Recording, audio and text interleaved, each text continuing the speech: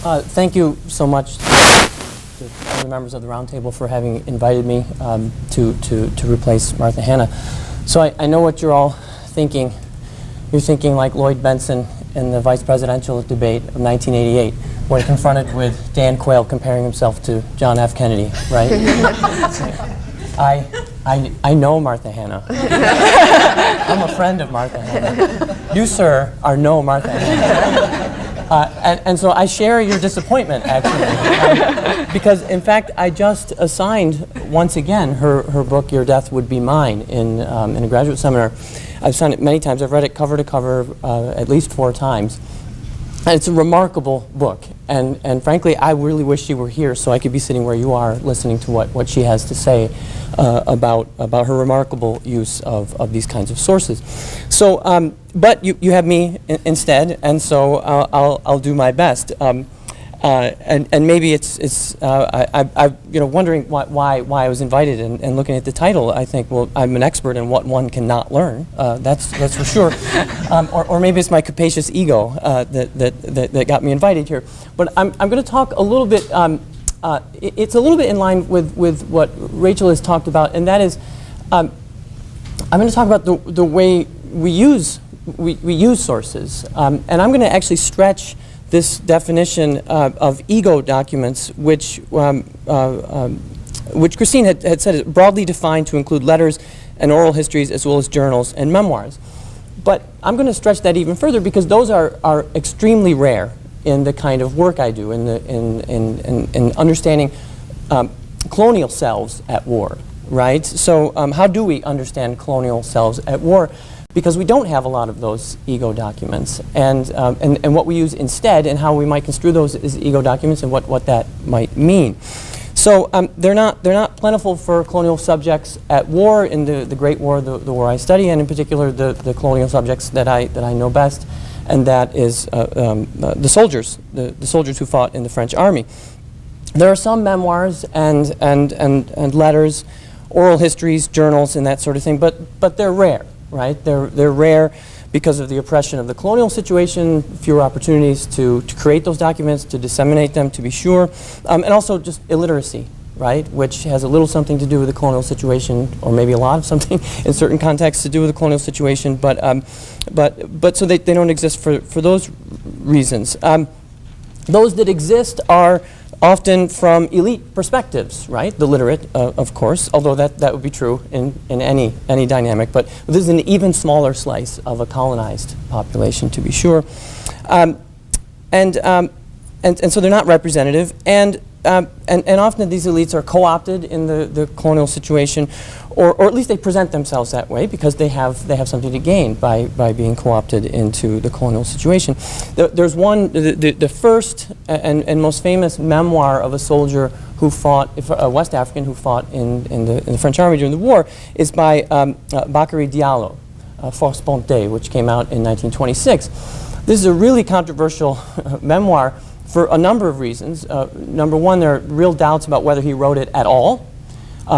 Certainly, it was probably heavily ghostwritten. I think it came out under the auspices of some French sponsors, Lucie Couturier and some others, her publisher and his, and it presents a highly idealist vision of the Republican promise the promise of Republican colonialism.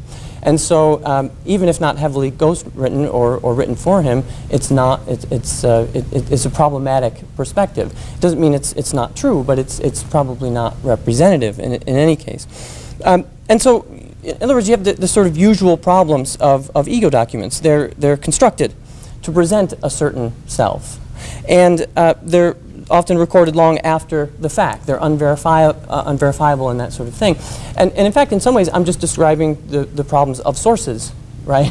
Of all sources, right? I mean, and so this actually, for me, this was an opportunity to think through in ways that may be pretty conventional and not all that insightful and profound, but ways to think through the ways we deal with sources, the way we as historians work through what we're looking at and try to tell stories from them, and to think about what kinds of stories we can tell from them. And it's an epistemological question about what we can really know and how we can know it. But we want to explore the fashioning, or at least we want to explore the colonial selves at war, I think. It's part of the interest of doing this kind of work, even if your focus is on French ideas about race and colonialism, which is in fact what my focus is on and what I can know most about. But knowing a little something about the soldiers and the way their experiences appeared to them, I think is also inherently interesting and important. So there are problems, and I say that I would characterize the problems in general as filters, right? The problem is one of filters in this particular case. So, and again, these are sort of the usual problems in dealing with sources, but they're even more acute, I would argue, in a colonial situation of hierarchy and racism, cultural and linguistic gulfs, coercion, force, and then of course in a war situation and in a military dynamic, there are a situation of war, conflict, urgency. All of these things render these documents problematic. Again, maybe not uniquely so, but give them particular aspects. So how do we use them? Well, carefully, as with any source, right? I mean, we teach this to our students at all levels, and we repeat it to ourselves and each other as we do our work. But we can still use them, and I think not just to see the views of those often selecting or recording them, because if we don't have the fashioning of ego documents, sort of first-person documents, what we do have are reports of others observing the colonized and their behaviors and that sort of thing. And so I think we can even catch a glimpse in these kinds of sources of self-understandings of the colonized, of the development of these in wartime. So I'll give just two examples here from the kind of the kind of work that I do. First.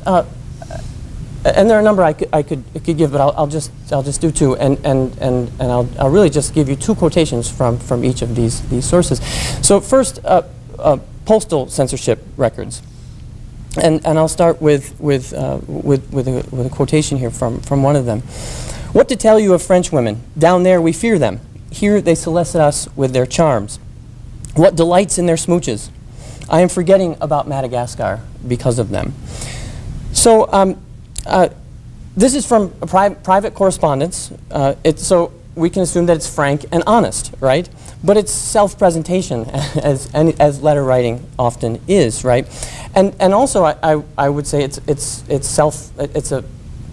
letter writing is a process of self-understanding, right? Of fashioning the self. So it's reflective back on the writer as well as a presentation, I think, to the receiver. And so what do we do with this kind of material? It's been selected by the censors because it's something they care about. It may not be the most important part, certainly, of the letter as far as that soldier is concerned, but it really caught the attention of the French authorities because they're concerned, right? They're concerned about love and sex across the color line. But there are enough reports of this to suggest there is a lot of writing on the part of soldiers about this, right? So it's clearly important enough for them to have written down in the first place. So we have to ask, what does this tell us, right? And I think it does tell us, in addition to the anxieties of French authorities, the postal censors, I think it does tell us about the transformative effect of the war experience, of travel to the metropole, of the cognitive dissonance between colonial and metropolitan situations, because what he's remarking on there is here things are different. This is a radically new experience, in the same way that travel to France for African Americans during this war as soldiers was a radically new experience that they interpreted in certain kinds of ways, maybe misinterpreted, but it did have an effect on their self-understandings and their behavior. And so this cognitive dissonance that I'm describing, this sort of sense that, wow, things are different here, therefore they could be different. There are different possibilities in this different space, and so there are different possibilities in universally. I think had to have both individual and aggregate effects, and this is one of the things, of course, that the authorities feared, right? The transformative effects of love across the color line. But measuring these, of course, is difficult to assess, and requires the use of other sources. And so like with any other kind of source, that you have to take these sources and read them against other sources, what you know about the context, and so on and so forth, to figure out what you can and cannot know. So pollster censorship, it's letters, but it's once removed, right, from the kind of ego document, from the kind of letter that, say, somebody would send, and you would have the entire letter. Right, so we have to think carefully about that. The second source that I'll call an ego document is interviews with French North African prisoners of war, and these are the literal word for them in French is interrogation, and I would often use that word when I first started talking about this in conference presentations. I was saying these interrogations, and immediately what people would think, and I would get these quite very skeptical questions from the audience. They would think of the Gestapo and the light bulb hanging from the ceiling and strapped to a chair and interrogated, and that's actually not what's happening, right? So let me explain what's happening. There were many North Africans who fought for France in the First World War, taken prisoner, some deserted, but most taken prisoner on the Western Front, put in a special camp outside of Berlin in Germany, and then propagandized as Muslims to change sides and to fight voluntarily for the Ottomans, to fight in the Ottoman army.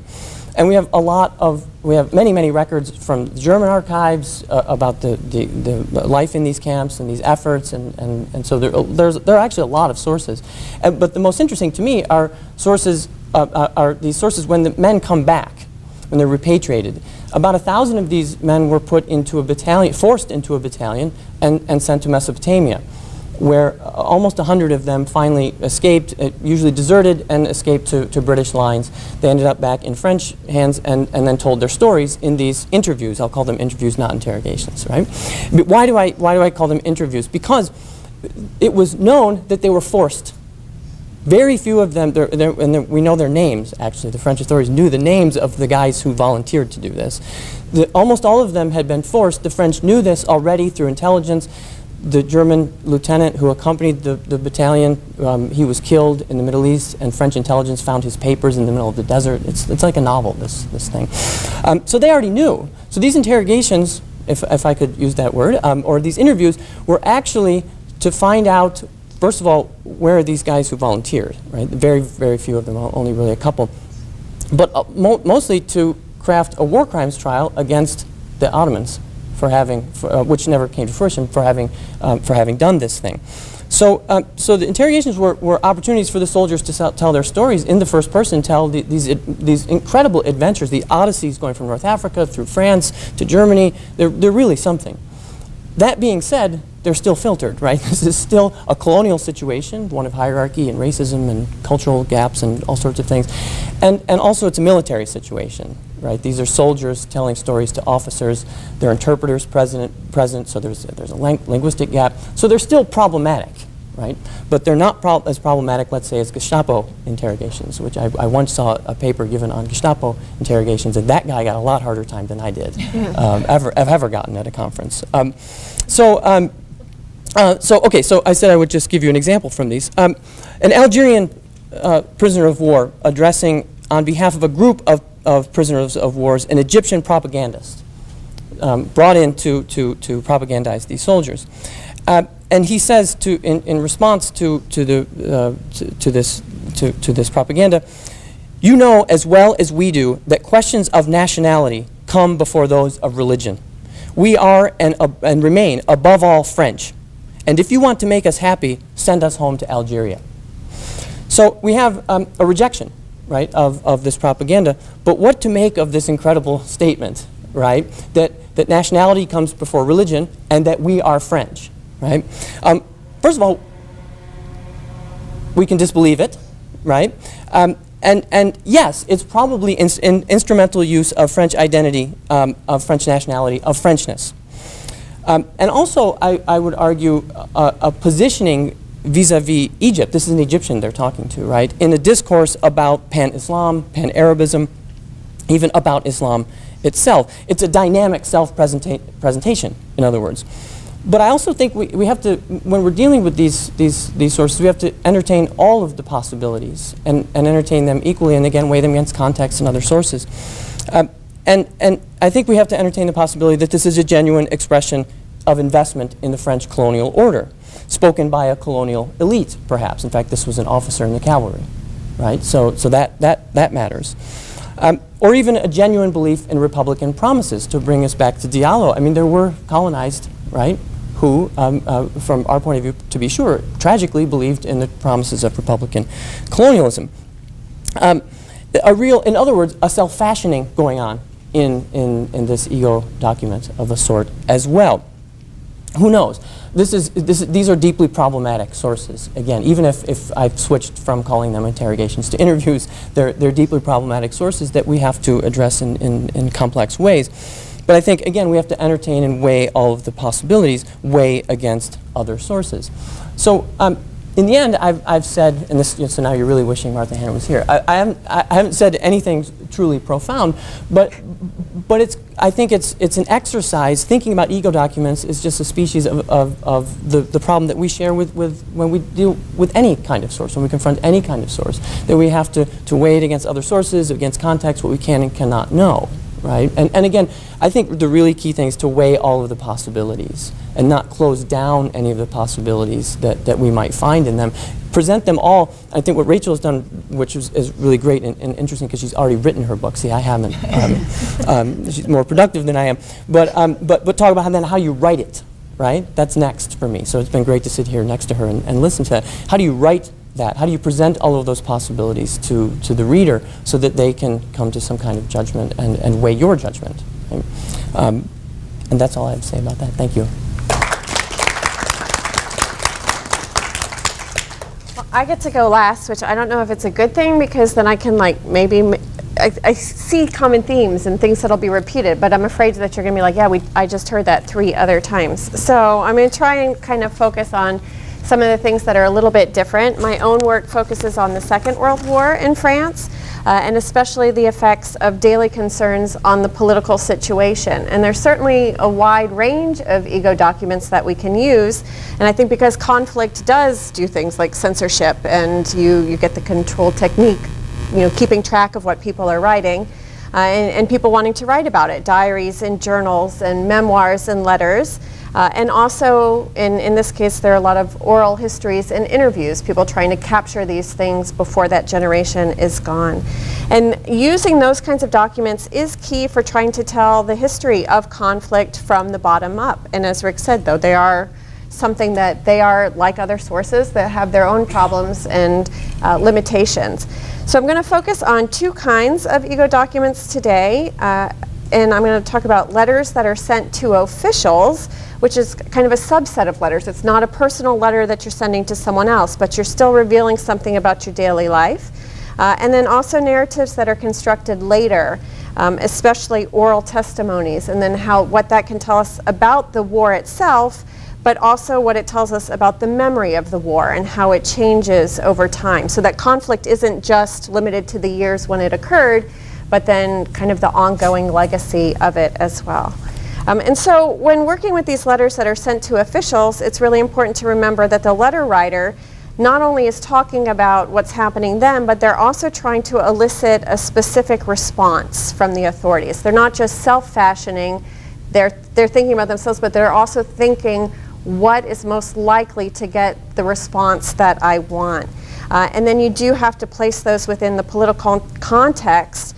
In that way, I think we can understand how individuals interpret government priorities, what they thought the government was important to the government, as opposed to what the government maybe thinks is important. A particular kind of letter that was sent were denunciations, and during the Vichy era, there were millions of these denunciation letters sent.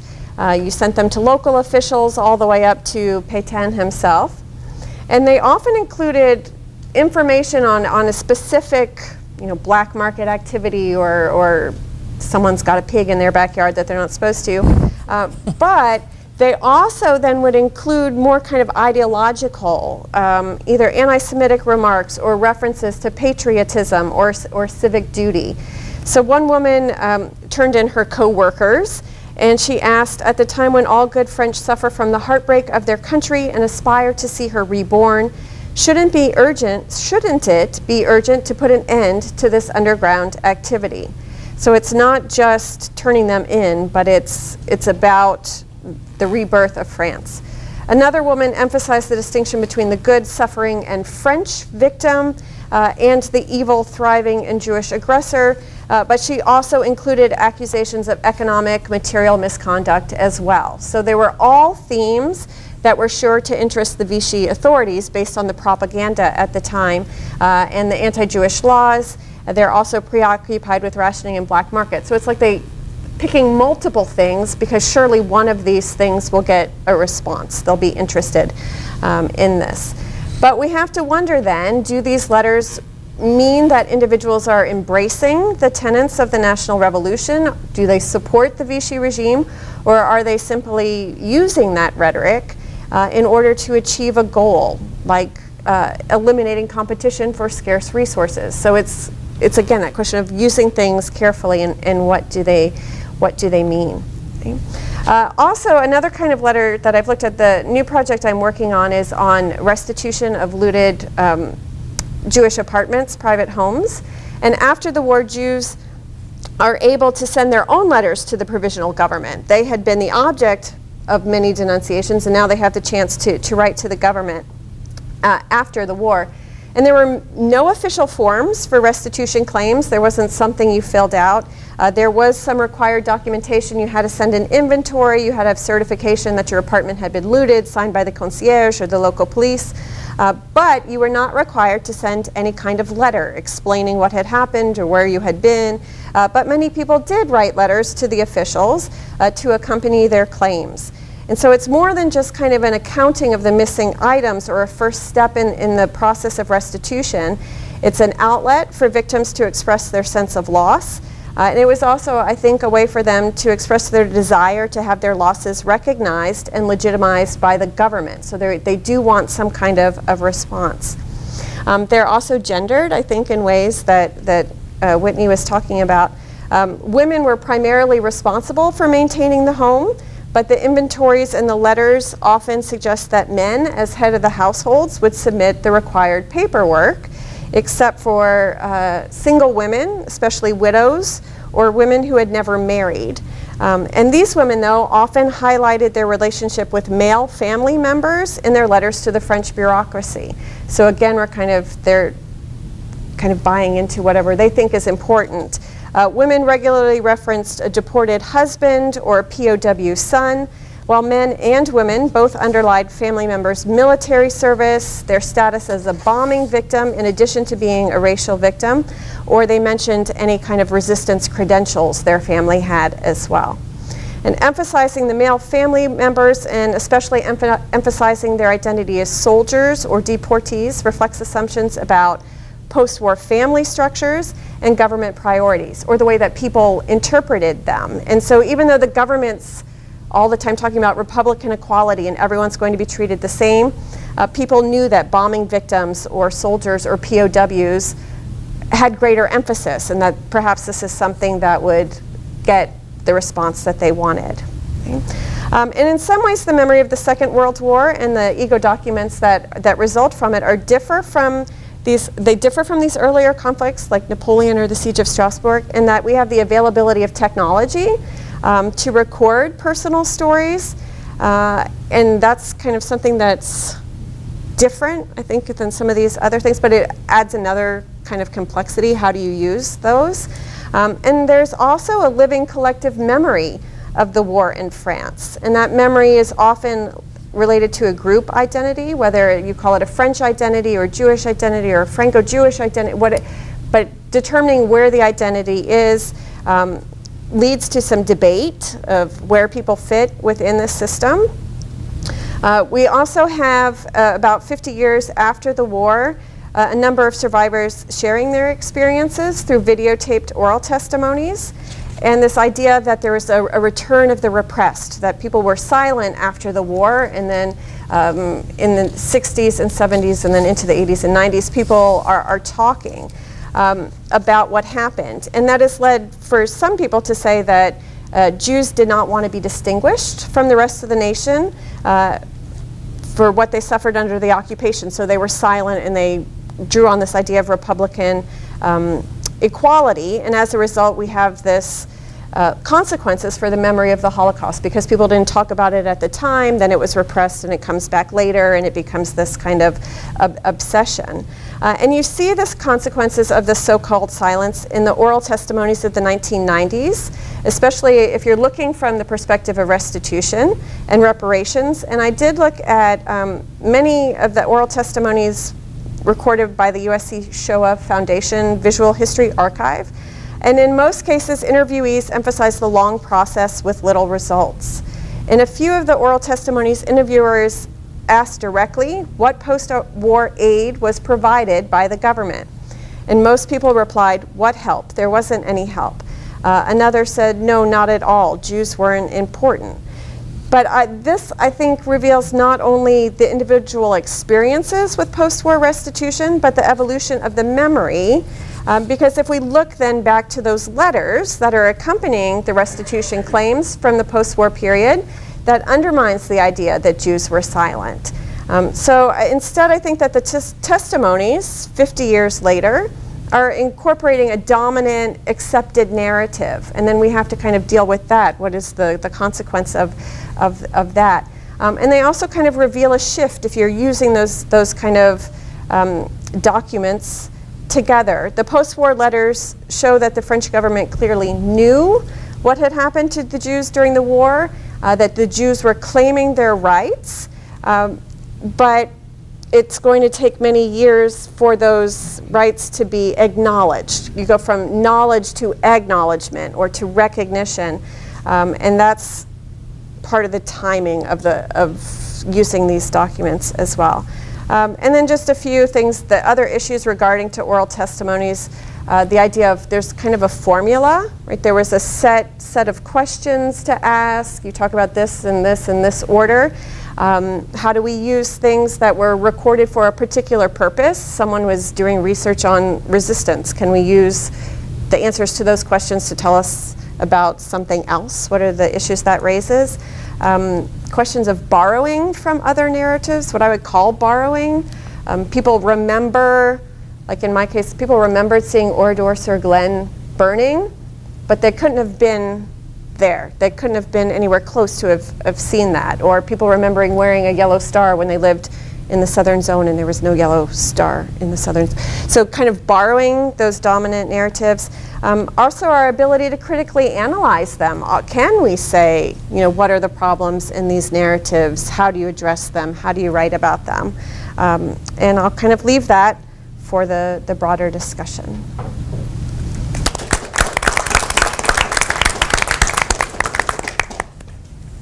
Thank you so much. This is a very provocative group of comments. I can't restrain myself from just adding a few words. I'm not going to summarize what they've said in the style of a typical comment, but I'd like to just pull out what I see as some common themes, say just a word about my own exploration of what we can call ego documents for my research project on the Napoleonic Wars. And then pose just a couple of big questions, and then we'll open it up to everybody. I don't expect you to necessarily answer the questions, but just to kind of get the discussion going. So what I really liked about your remarks, all four of you, is the way that you're stretching this category of ego documents, which, as far as I know, has usually been fairly traditionally focused on letters, memoirs, perhaps oral testimonies, that sort of thing. Especially with the censorship records or these interrogations, interviews. I think what you had to say really pushed me to think about other sorts of sources that we might consider to be revelations of the self or self-fashioning, self-dramatizations in some way. So I thought that was very interesting and important. And I think considering these sorts of sources really helps us to think about how to tell the story of conflict from the bottom up in a new way, and fits very much with more recent trends in military history to think about war in society, the experience of war, as opposed to just the more traditional style of battles, generals, but really to get at people's daily experience of conflict with these new types of sources, or with re-looking at these types of sources that have been around for a while. I thought one of the themes that comes out of this is and it was put different ways by each of you, but the fragmented nature of the self, or conflicted nature of the self, as Whitney terms it, or self-dramatization, self-fashioning, as Rachel and Rick were discussing. As you all pointed out, that can be problematic in some ways. But enables us to see the varieties of experiences of conflict, again, from the bottom up in daily life in very interesting ways. There was also a lot of emphasis on gender differences in these kinds of sources, and I think rightly so. And then also, I thought the relationship between the construction of the self in these documents, and then, I guess the relationship between what we can glean about the history of the event from these sources versus the memory later, and that came through in Shannon's, I think, in Shannon's remarks most vividly, but how these self-dramatizations of the event may evolve over time and relate to historical memory of conflict. So those were some of the common themes. And then I thought the question, and this is really what I'm most interested in, of how you use these sorts of sources to actually write, the narrative that you're trying to tell. And Rachel and Rick had some good ideas about that. How you select them, how you determine whether they're representative or not, and how you convey that to the reader. Those are all very interesting and difficult but important questions. So let me just say quickly the kinds of sources that I'm looking at. Some of them are similar, but some of them are a little bit different. Like Whitney, I'm making a lot of use of memoirs, and there are hundreds of memoirs of this period at the end of the Napoleonic Wars, by men as well as women, by people who are in the military as well as civilians. I'm using foreign memoirs by the people who are involved in the Allied forces, the occupying forces, as well as French actors and observers. And what I find interesting about those, and this relates to the issue of memory, is that a lot of those are published, if they're published or they're circulated finally in the aftermath of subsequent conflicts. So they relate to not just the memory of the Napoleonic Wars and their aftermath, but how the French or other nationalities are grappling with the subsequent conflicts that happen in Europe, starting with the Franco-Prussian War, but then also World War I and World War II. That's when there's kind of this resurgence of memoirs and autobiographies and more personal histories dealing with the Napoleonic Wars. I'm also looking at a lot of surviving diaries and personal letters, and by Parisians, elites, but also from people outside of Paris and non-elites. For example, a school teacher in Colmar who had some relations with the Austrian forces occupying that provincial city, and gives us a good sense of what everyday life was like in a provincial town under foreign occupation. Or a pastor in this small town of Wissembourg in the department du Bas-Rhin, relating events locally where Württemberger troops are occupying this small village in 1815. Also travelogues. There are a lot of travelogues of foreigners visiting France in this period who recount their journeys and their experiences during this period of occupation, especially by English, but also campaign journals or Tagebücher for the Germans, of soldiers, which consist largely just of marching orders. You get the sense that these guys were on a daily basis moving miles and you know, mostly just comments on their lodgings and whether their quarters for the night were satisfactory or not.